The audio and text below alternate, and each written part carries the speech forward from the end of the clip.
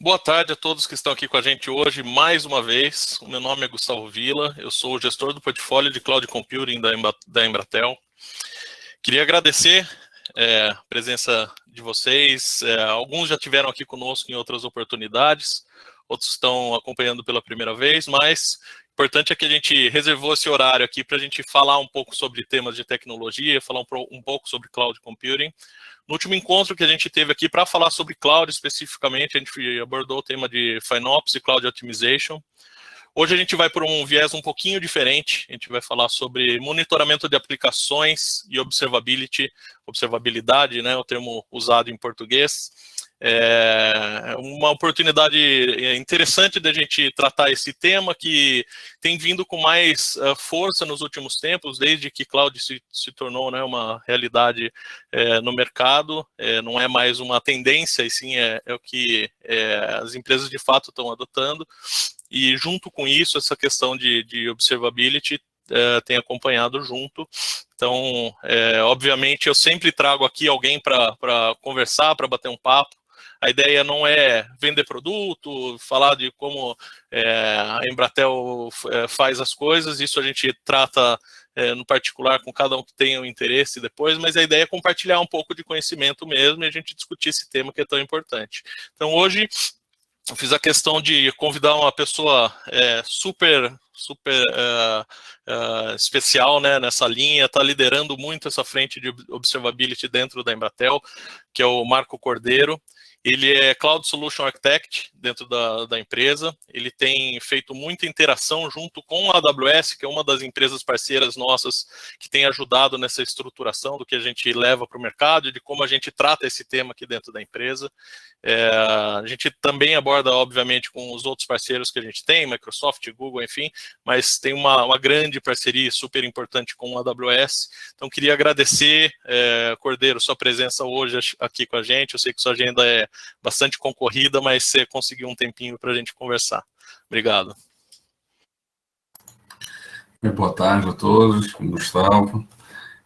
Super feliz de estar aqui participando com vocês. É uma oportunidade boa aí de poder contribuir meus 2 centavos aqui com o assunto e vamos discutir aí, tentar falar um pouquinho sobre esse mundo aí de observabilidade e monitoramento dentro de aplicações cloud, né? Muito bom. Lembrando também a todos vocês, este webinar está sendo gravado, como todos os outros.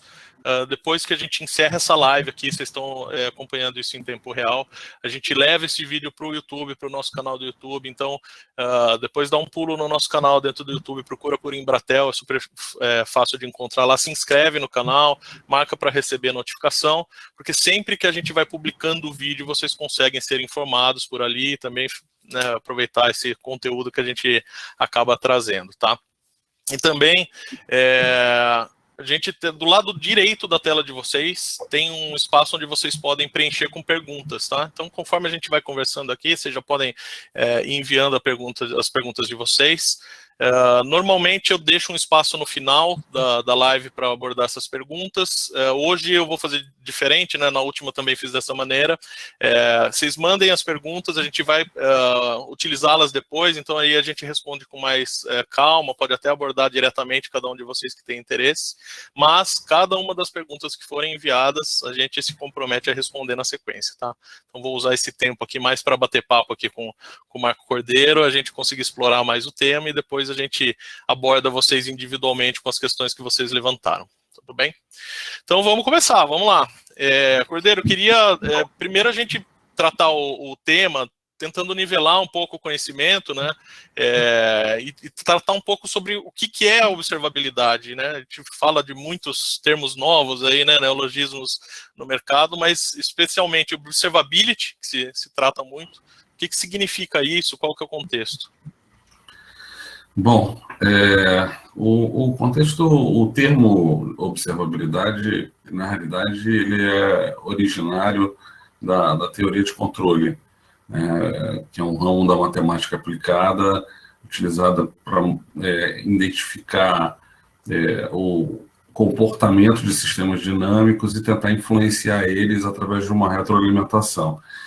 Bom, então, esse termo ele foi aplicado dentro da área de TI e dos sistemas, principalmente os sistemas distribuídos de aplicações, né, com arquiteturas muito complexas de microserviços, que estão espalhados por diversos nós e que tem exatamente esse comportamento dinâmico, né? Ele muda o tempo inteiro. Então, uma das características de microserviços é a independência de cada um dos módulos. Então, você dentro de uma esteira de C e CD, você está modificando cada um daqueles componentes do microserviço sem conhecimento dos outros nós, né? Que estão interagindo e tomando outras decisões, outras funções, né? Então, isso muda a dinâmica total dos sistemas que a gente estava acostumado a fazer um monitoramento dentro de um data center, né?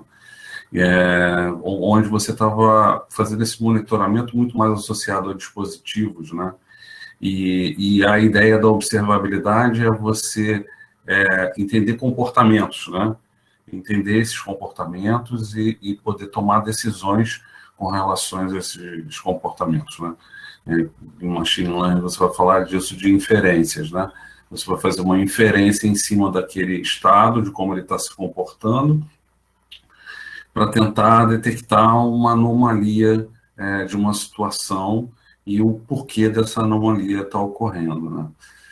Então, basicamente é isso, né? A observabilidade é procurar compreender por que um sistema teve aquele problema, né? Você tentar identificar a causa raiz dos problemas que estão ocorrendo naquele determinado momento e às vezes em picos, né? Como eu disse, em anomalias, né? Que você vai tendo, né?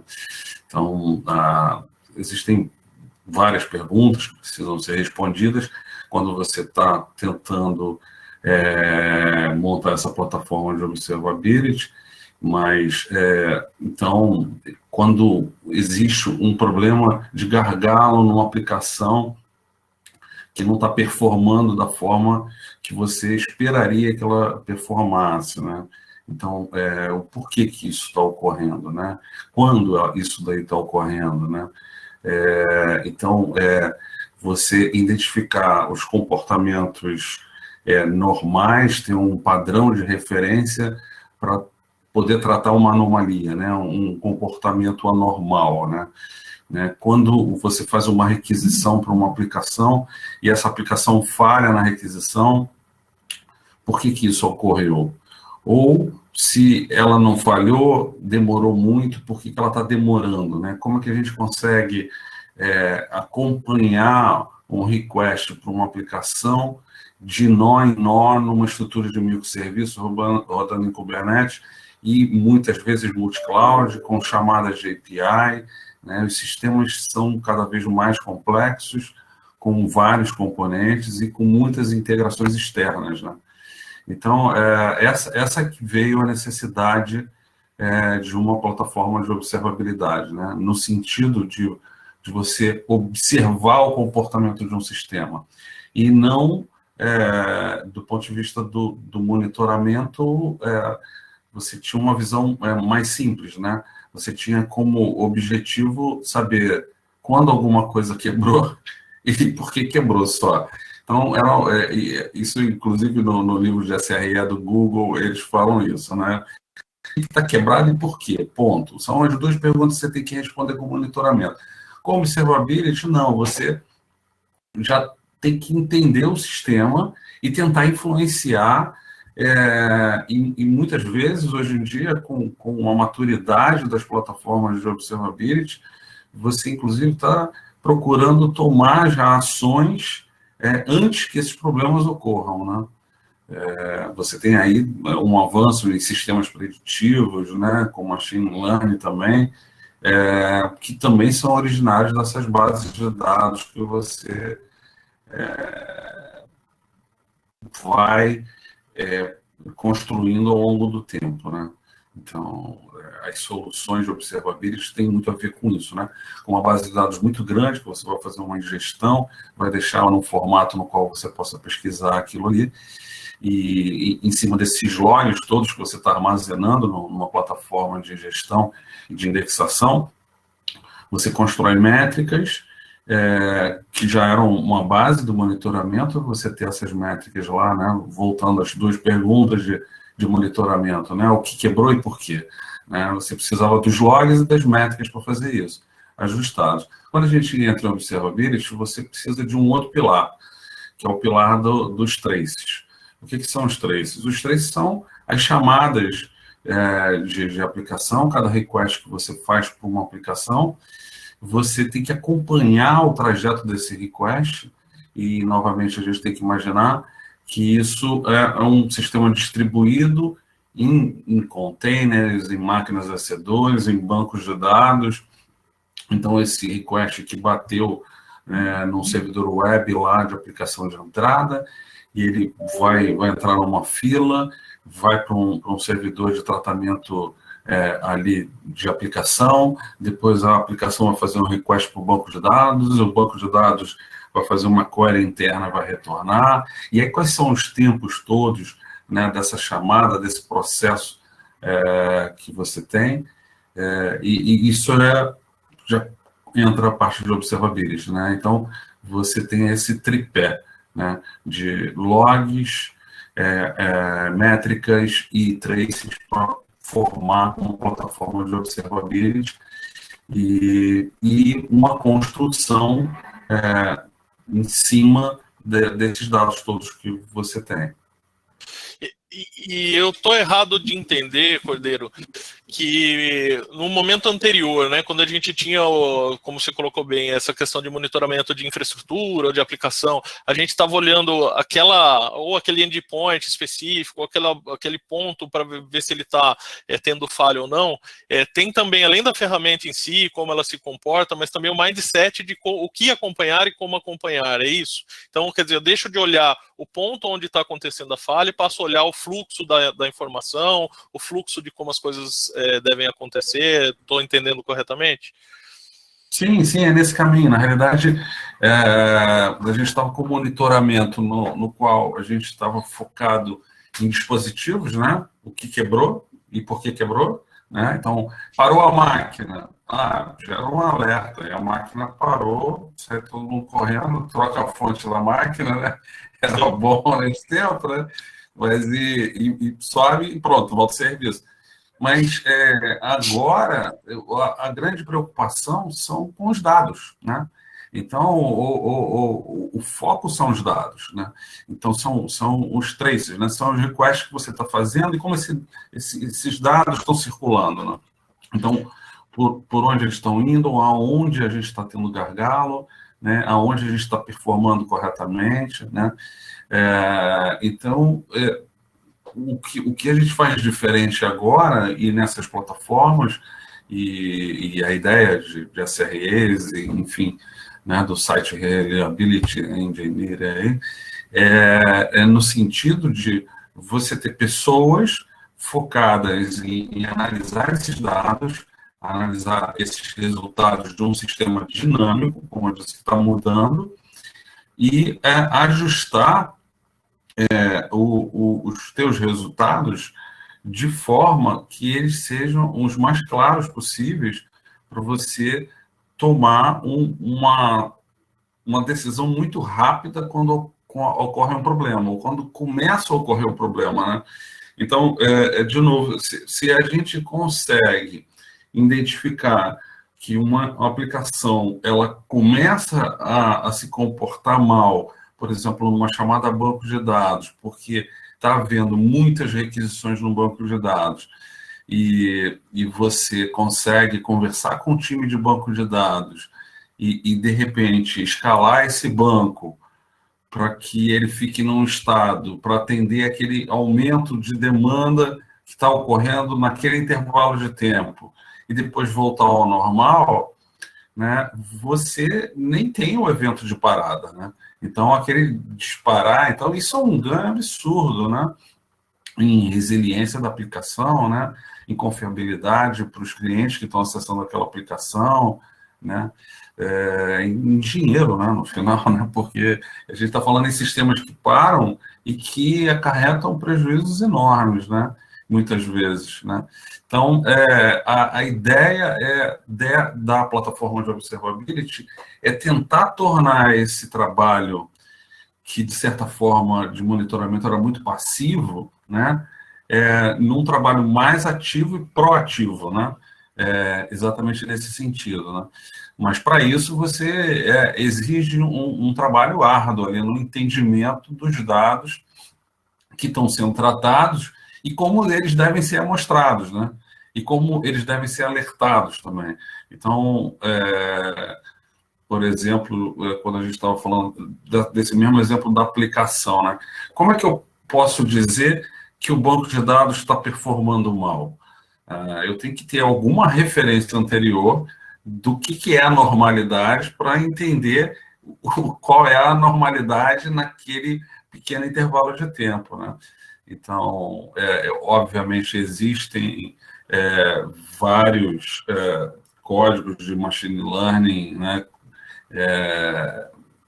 para ajudar nessa detecção da anomalia, né? Mas, de qualquer forma, assim, os sistemas sempre são falhos. De uma forma ou de outra, em algum momento você vai ter problemas. E aí também cabe a esse time que está trabalhando na plataforma aprender com esses problemas, né? Então, isso é crucial, né? A gente aprender com os problemas que ocorreram e buscar formas de automatizar as respostas a um problema que ocorra de uma forma parecida ali, né? Então, e também eu estou recordando uma pesquisa que, hora ou outra eu menciono aqui também, com relação à adoção de nuvem, né, que normalmente as empresas, lá atrás, quando começou a ter esse movimento para cloud, a ideia era que se abraçasse uma nuvem, uma tecnologia e seguisse com ela, né, por um longo período, e, na verdade, pouco tempo se percebeu que a tendência é que tenha-se um ambiente mais heterogêneo, com múltiplas nuvens, com múltiplas tecnologias, e quando a gente fala de nuvem especialmente, a gente acaba sempre entrando em microserviço, container, Kubernetes, esse mundo todo, né, de novidades que trouxe para o mundo da computação. Neste contexto, onde a gente tem um ambiente bastante híbrido, com bastante característica diferente, também é um desafio para a questão da observabilidade, ou isso, sei lá, de repente acabou acelerando mais ainda essa preocupação e impulsionou mais essa frente? Você falou total verdade. Na realidade, o ambiente híbrido é a realidade hoje de cloud, né? Assim, as empresas foram para a nuvem, mas ainda existe um passado ali dentro do data center das empresas que não pode ser jogado fora, não faz sentido de nenhum ponto de vista, né, financeiro, de negócio, nem técnico mesmo, não tem nada que justifique você jogar tudo fora de uma vez. Existe uma transição, né, por isso se fala muito em transformação digital nesse sentido, né, porque é uma transformação, não é apagar a luz e ligar tudo de novo, né, na nuvem. E esse ambiente híbrido e mais complexo ainda, e aí você também está correto na afirmação das múltiplas clouds, né? Para vários clientes isso também faz muito sentido, seja do ponto de disaster recovery, seja do ponto de vista de buscar uma feature específica num provedor que atende uma regra de negócio mais específica também. Em todas essas situações, só reforça ainda mais a necessidade de uma plataforma de observabilidade na qual você lide com toda essa complexidade, né? E agregando desde um passado, desde daquela ideia de monitorar, né? Monitorar o que quebrou e por que quebrou, né? Parou o link. Não tem muita análise ali. O link caiu, ponto. Tem que tem que consertar o link, mas mas o link está saturado, o que a gente precisa melhorar, também faz parte de um outro contexto, né? Da gente entender o que está ocorrendo, do quanto a gente está dependente dessas situações. Eu acho que só reforça. Então, assim, o caminho é esse, e o desafio maior é você também, nessa situação híbrida, porque as empresas já trazem de antemão também ferramentas de monitoramento que eles utilizavam, né? E enfoques, né? Os enfoques continuam sendo reativos, né? Não, só preciso saber quando pifar, né? Eu não vou investir numa plataforma para prever anomalia, que é isso, né? Mas dentro de um mindset novo, como você citou, de microserviços, de arquiteturas distribuídas, o mindset é data-driven, né? Então, tem que ser orientado aos dados. Então, e não ser só uma palavrinha boba, mas é uma realidade, né? Assim, o foco tem que ser no fluxo de dados e como é que você vai tratar essas transações entre as aplicações que estão se conversando, né? E quando a gente olha, o Cordeiro, toda essa prática, né, de observabilidade, e essa preocupação com como as coisas estão acontecendo, mais com o fluxo mesmo dos sistemas e como tudo tá operando ali, tem-se também uma preocupação com a questão de self-healing, né? Ou seja, detectou-se um problema e aí o sistema mesmo se ajusta para corrigir aquela falha e busca rotas novas, e enfim, também é uma preocupação de observability tratar esse tipo de questão, ou a gente está entrando numa outra perspectiva? Sim, com certeza, né? Eu falei dos sistemas preditivos, né? Agora há pouco, dentro da plataforma de observability, e exatamente nessa ideia, né? Se você consegue detectar uma anomalia e, a partir dela, construir automações para o sistema se recuperar, e aí eu até dei um exemplo bem básico ali, né, que a gente falou do banco de dados, e aí chama o time de banco de dados e faz ele crescer, mas eu meio que de propósito eu fiz isso, porque, né, usando o mesmo exemplo, né, a gente detectando essa anomalia de um gargalo do banco de dados, a gente consegue construir uma automação para ela ir lá no banco de dados, fazer o autoscale do banco, né?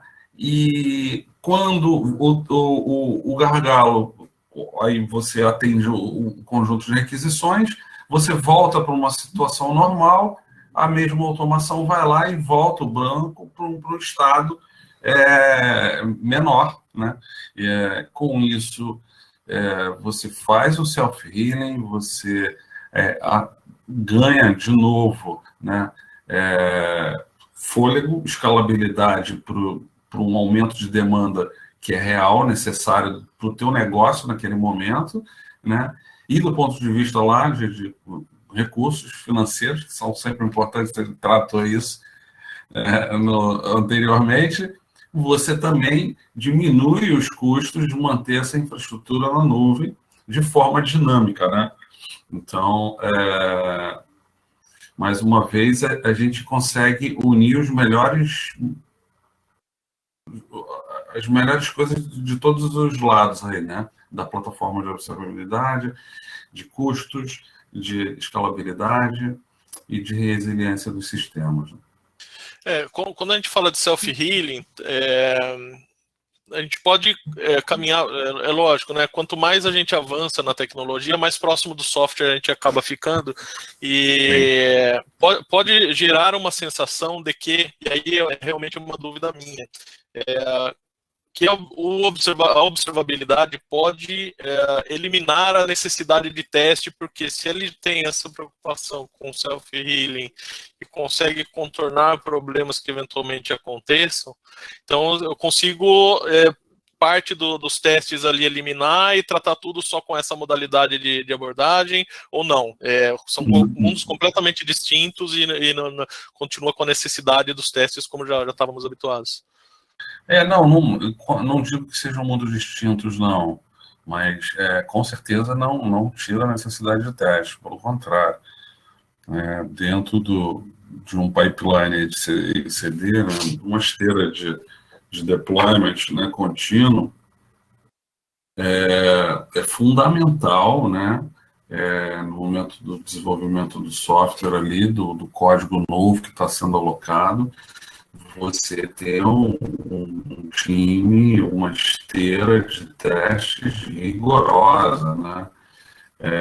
É o contrário, né? Na realidade, o que está se buscando dentro da esteira de DevOps, né?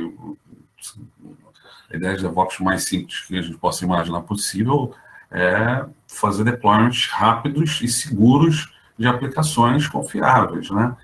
E aí, quando a gente fala em segurança e confiabilidade do software, com certeza você tem que ter um pipeline de teste muito forte ali, muito efetivo, né? E hoje em dia você tem diversas ferramentas para auxiliar nessa parte de testes, né? Tem processos robóticos de teste, né? Você tem um RTA, RPA aí, né? Para auxiliar esses testes, na simulação da experiência dos usuários, enfim, um conjunto de ferramentas muito grande, não cabe aqui a gente entrar nesse mérito, mas... E a gente falou de segurança também, e o que entra também é já pensar esse código do ponto de vista de vulnerabilidade, né? Então, não só testes, como testes também, testes de sintaxe, de código, de conformidade, e testes de vulnerabilidade desse código também, já faz parte da esteira, né?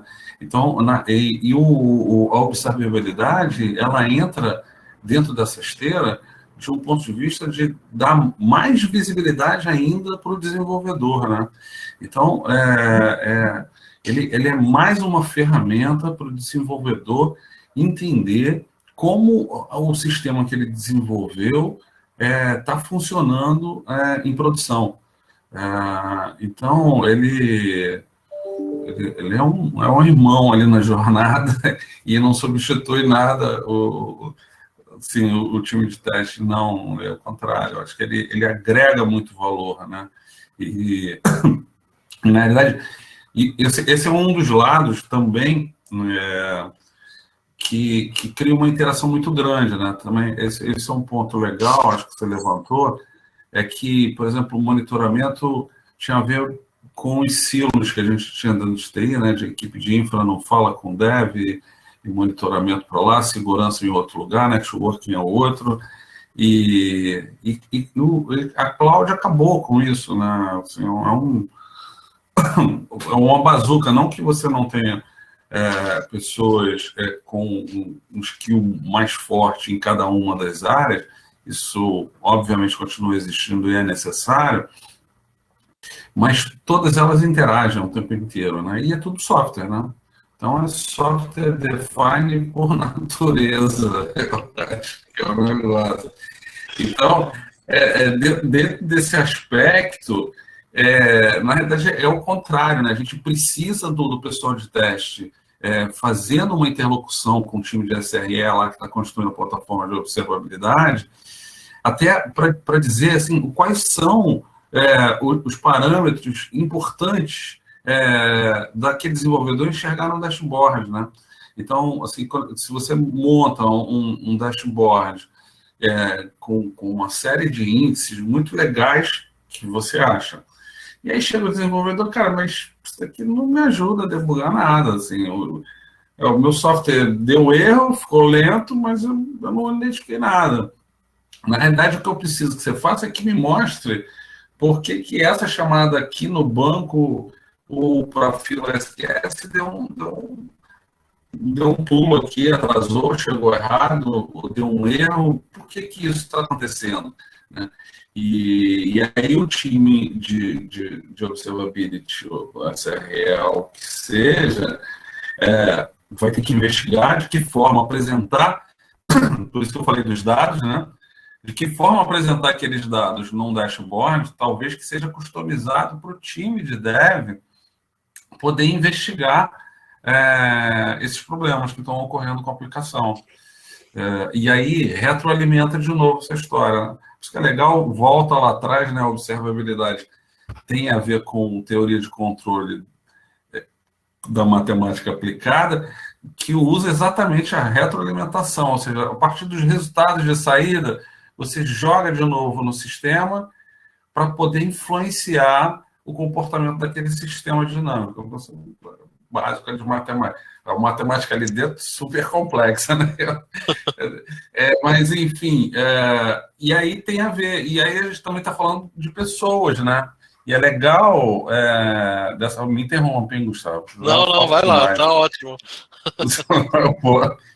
Vou aqui. Aí então, eu acho o grande barato da tecnologia na mudança que a gente está vendo com essa demolição de silos é de obrigar as pessoas a se comunicarem, a se falarem, né?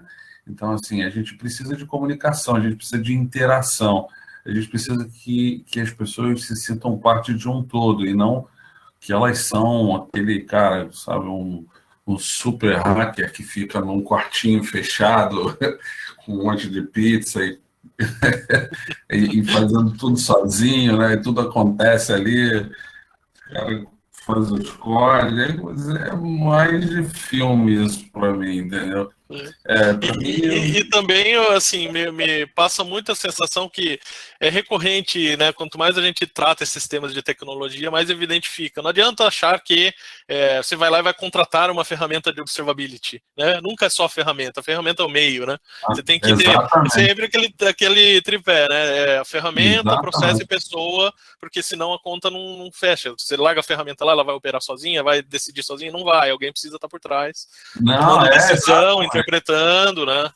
O papel também do profissional de TI dentro dessa característica. A gente falou na live anterior sobre a parte de FinOps, mesma coisa, né? Quer dizer, o pilar, né, de ferramenta, processo e pessoa sempre. Então, você precisa ter alguém que realmente entenda daquele contexto. Estamos falando de um mecanismo de você tratar aquele tema, e aqui estou vendo que, né, também a interpretação é igual. Estamos falando de observability num contexto, um mecanismo, uma maneira de se lidar com essa parte de resiliência, e aí, naturalmente, precisa desses 3 pontos, né? Sim. Comprar uma ferramenta dessa, ou comprar ou contratar, enfim, né?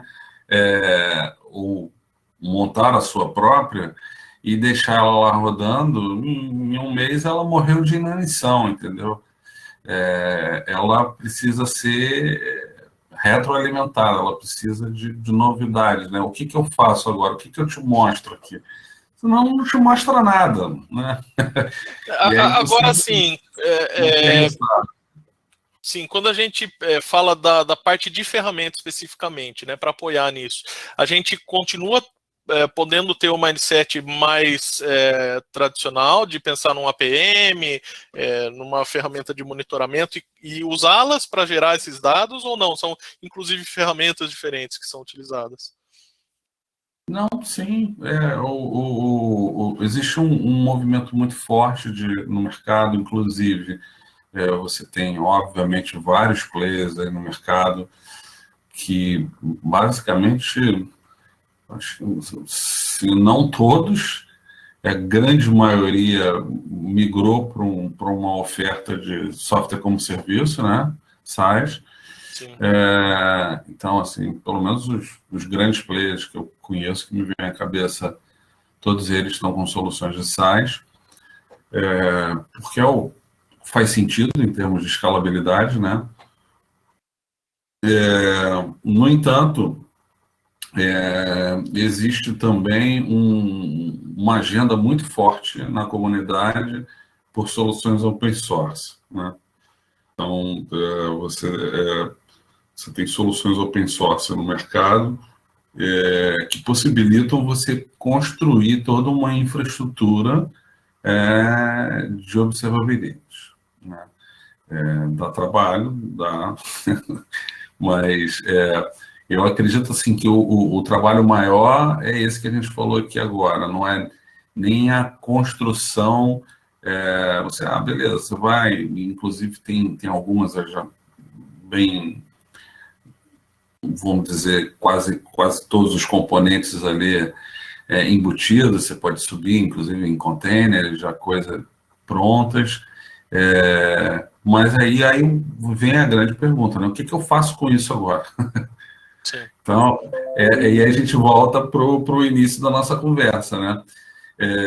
O que eu faço com isso agora? Bom, agora eu tenho que construir, entender o que você está observando, né? O que você está monitorando com a plataforma, né? Porque o início da estrada, que é o monitoramento, né? É o que quebrou e por quê. Voltamos lá de novo naquelas duas primeiras perguntas, né? Vamos trabalhar com logs e métricas. Mas quando a gente fala de trace, quando a gente fala de observability, a gente está falando de instrumentação de código, né? A gente fala numa interação com o desenvolvedor, com o teu time, né? Com aquela aplicação que está rodando na tua plataforma. A gente está falando em obter métricas de serviços gerenciados, de terceiros, né? De comunicações via API, né? De integrações. Então, a gente está falando de um mundo mais abrangente, né? E também está falando de você entender os teus dados, né? Quais são aqueles dados que estão chegando ali para você, né? Na tua ferramenta. Porque, basicamente, você vai ter um conjunto de dados estruturados ali muito grandes, né? Que é toda a tua telemetria que está chegando ali. E aí você vai ter que fazer perguntas e inferências, né? Você vai ter os algoritmos de machine learning que também estão disponíveis em open source, em cima de uma base de dados muito grande. E se você não conhece a tua base de dados, você não consegue juntar uma coisa com a outra, sabe? Cara, eu tenho aqui, tipo, você tem um super carro que é manual, mas eu só sei dirigir de carro automático. Como é que eu passo a marcha, né? Então, é muito complicado, né? O cara só dirigiu o carro automático a vida toda. Aqui no Brasil, não. Aqui todo mundo dirige carro manual. Mas é coisa de filme americano, né? Que os caras pegam uma Ferrari e ninguém sabe dirigir a Ferrari porque não sabe passar marcha, né? É verdade. Então, mas, enfim... Só um exemplo bem pequenininho, assim, bobo, né? Uma analogia simples, simplificando o problema, mas tem a ver com isso, né? Com o entendimento dos dados. E para isso, você tem que ter gente ali focada nisso, né? E essa é uma outra questão, né? Que é um pouco também do que você falou, né? A expectativa de que você vai contratar uma solução e que você não tem que fazer mais esforço nenhum, ela vai te dar tudo direto. E não é assim, né? Não é. Não é. Para o bem e para o mal, não é assim. Não é assim. Infelizmente, não tem magia, né? E teve um ponto interessante que você tocou, até queria explorar um pouquinho dele para entender mais como essas coisas se conectam e confirmar meu entendimento principalmente, né? Quando a gente fala de uma esteira de CI/CD, onde a gente vai deixar todo o fluxo, né? Desde quando você desenvolve a aplicação, você faz o deploy dela, e aí ela passa por toda a esteira automatizada de testes e tudo antes de subir em produção, enfim, né? E seguir o fluxo dela. Eu estou entendendo que tem um papel desse engenheiro de SRE, ou enfim, o papel de quem tiver ali com essa responsabilidade de observabilidade, de entender essa esteira como está estruturada e de pensar essa esteira não nos pontos de falha, e sim nesse fluxo completo. Mas ele está atuando ali direto nesse fluxo do CI/CD para garantir que essa visão se reflita depois nos dashboards que ele vai gerar. É mais ou menos nessa linha, não? Um pouco isso, né? Obviamente, a esteira de CI/CD vai estar sendo monitorada também, né? Mas, mais fundamentalmente, é aquilo que eu te disse sobre a observabilidade, que, assim, quando a gente está falando de monitoramento, a gente está falando só de o que quebrou e por quê, né? Então, a gente está tratando de problemas conhecidos, né? Numa situação reativa, mas quando a gente está falando de observability, como a gente leva em consideração os traces, ou seja, a instrumentação do código do desenvolvedor e a observação, né? E por isso da observability, né? A observação de como esse código interage com os diversos componentes num sistema distribuído abrangente, ele abre a possibilidade dentro da esteira para essa interação do desenvolvedor junto à equipe que está disponibilizando essas informações no dashboard, dela inserir informações mais específicas para ajudar o desenvolvedor a debugar um problema que ele está tendo na aplicação dele, né? Então, a gente identificou um problema no módulo específico, né? Então, a gente está falando de microserviços e o cara lançou uma versão nova que passou lá por aquela esteira de testes toda, né?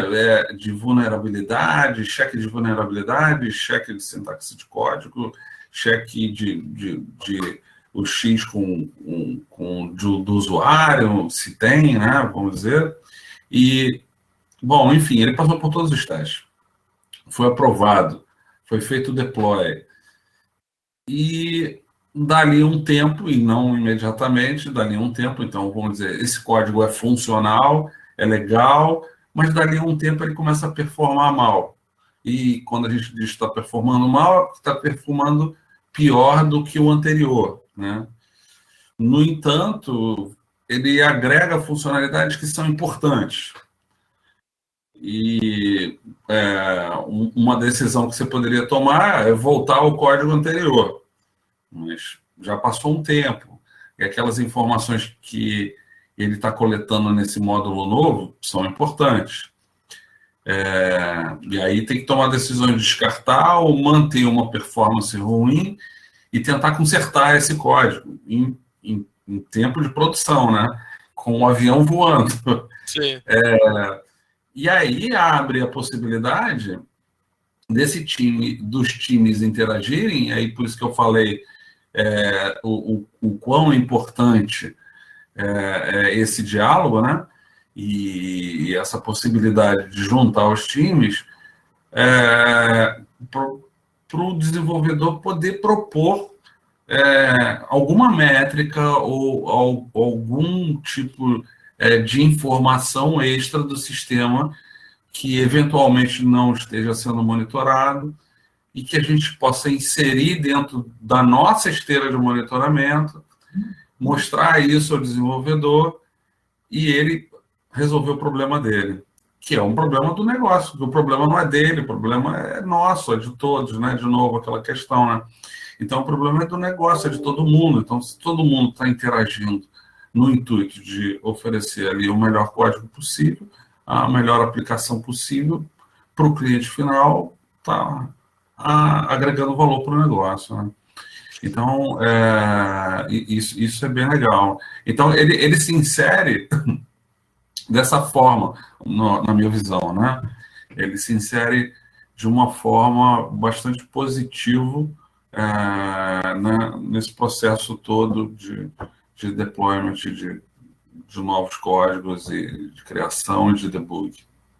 Então, se puder contar para o pessoal um pouco dessa iniciativa que a gente tem feito junto com a AWS, de estruturação, principalmente dessa frente de observabilidade, mais na perspectiva de ferramenta até do que de processo e pessoa, né, que eu acho que é interessante abordar aqui, acho que é legal o pessoal entender um pouquinho do contexto todo aí, da nossa experiência. Tá legal. Bom, a Embratel é uma empresa com muitos anos de mercado e com toda uma história de mindset aí de data center enfim, que é um grande exemplo para a gente, acho, de tudo que a gente falou aqui, né? Então, assim, monitoramento sempre teve dentro da alma do negócio ali, no sentido de identificar o que quebrou e por que quebrou, e vamos consertar, né? Caiu o link, tem que subir o link, né? Queimou a fonte lá do servidor, troca a fonte do servidor. E, enfim, a observação do negócio em termos de aplicações de um ponto de vista mais abrangente e com inferências sobre esse sistema distribuído de aplicações, não era um foco natural. Bom, com a implementação do Centro de Excelência de Cloud na Embratel, a gente buscou como uma das iniciativas reformular toda essa visão e abranger esses sistemas híbridos, né? Porque a gente também tem essa realidade, em cima de uma nova plataforma. E o que a gente buscou foi o que eu falei anteriormente desse movimento forte que a gente tem de sistemas open source, né? Então, como a gente é um grande parceiro, você já disse aí, da AWS, e a gente construiu toda uma solução de solution provider para as contas AWS, agregando uma série de outros features e benefícios aí que a gente não vai, senão vira propaganda total, né? Não vamos falar agora, mas especificamente em monitoramento e observability, a gente partiu para uma solução baseado no Elasticsearch e Kibana. Isso foi ano passado, né? E o Elasticsearch, em janeiro desse ano, trocou a modalidade dele, não é mais open source, né? Então ele não está mais sob a licença Apache. E foi uma ducha para a gente de água fria, foi um desafio que, inclusive, a gente agora está trabalhando na mudança. Por sorte, não só a AWS, mas a AWS fez um compromisso formal muito grande e fez um fork do projeto Elasticsearch e criou o OpenSearch, que acabou de sair agora em julho. A versão 1.0 é o OpenSearch, que é o substituto do Elasticsearch, e o OpenSearch Dashboard, tudo o mesmo nome, né? Para confundir, só tem um dashboard no final, é o substituto do Kibana. Para quem já utilizava, vai entender bem. E, infelizmente, assim, toda a comunidade aí de open source ficou bastante satisfeita, porque tem um investimento muito grande da AWS e de várias outras empresas, no sentido de manter esse projeto totalmente aberto, licença Apache, né? E o modelo de licença Apache. Então, está totalmente liberado, e a gente montou essa solução com vários outros componentes, utilizando o Kafka para dar escalabilidade ao sistema e confiabilidade. Montamos toda essa plataforma do ponto de vista de um sistema, na realidade, ela é totalmente open source, mas ela foi montada do ponto de vista de uma solução SaaS. Então, voltando também naquilo que eu disse, o mercado tem caminhado para ofertar os produtos como software como serviço, né? E foi o que a gente implementou. Então, a gente montou uma plataforma inteira, inicialmente para uso exclusivo dos clientes da Embratel dentro da nossa plataforma, e para o uso da Embratel, logicamente, também. E a ideia é você transformar num produto. A bola está contigo, né, na realidade. Não, Então, muito bom, muito bom. Eu acho que a ideia era isso, era compartilhar também essa iniciativa que a gente está com o pessoal que está assistindo a gente. A gente está chegando no final da live, mas eu queria fechar me colocando à disposição de vocês que estão nos assistindo, que tem alguma necessidade de caminhar nessa linha de observabilidade, de monitoramento relacionado a cloud computing, os desafios que a gente tratou aqui com relação a ter um ambiente híbrido, então não posso só olhar a AWS, eu só posso olhar o ambiente on-premises, tem que ter uma visão mais agnóstica aí do todo, então a gente está super à disposição de vocês para pensar nesses 3 pilares que a gente comentou, ferramenta, processo e pessoa, auxiliar nesse sentido. Tem muita coisa que a gente está construindo, como a gente já falou aqui, em conjunto com os nossos parceiros, e tem muita coisa interessante que é diferente do que a gente vinha observando no mercado. E para finalizar, eu queria só pedir para, antes de vocês saírem, né, a gente está chegando no final realmente, vai ter no final da live um QR Code que vai aparecer na tela de vocês, onde vocês podem escanear e responder uma pesquisa de como foi essa live para vocês, vocês acharam que o conteúdo estava adequado, tinha uma expectativa diferente, enfim, a gente sempre usa esses feedbacks de vocês para melhorar as próximas. Então, hoje já trouxemos coisas da live anterior aqui de abordagem diferente, é super importante, super rico que vocês compartilhem a opinião de vocês conosco. Bem ou mal, para a gente sempre é útil. Lembrar também que a gente vai ter mais uma live agora dia 5 de agosto, sobre o tema como a inteligência artificial pode melhorar a estratégia omnichannel, então vocês já estão super convidados, o canal é o mesmo, tanto ao vivo quanto no canal do YouTube, vocês conseguem acompanhar esse tema. E queria agradecer, Marco, mais uma vez, sua disponibilidade de bater esse papo aqui. A gente tinha uma horinha aqui para conversar, estamos chegando aí já próximo do final, então obrigado pela disposição aí, clareza que você abordou os temas que a gente colocou. Eu que agradeço aqui e foi um prazer. Eu posso... Legal. Elaine, a nossa intérprete de Libras, que está aqui conosco também, queria agradecer a presença dela, muito obrigada por estar fazendo esse papel super importante aqui também, e agradecer a todos vocês e a gente se encontra numa próxima oportunidade. Muito obrigado a todos.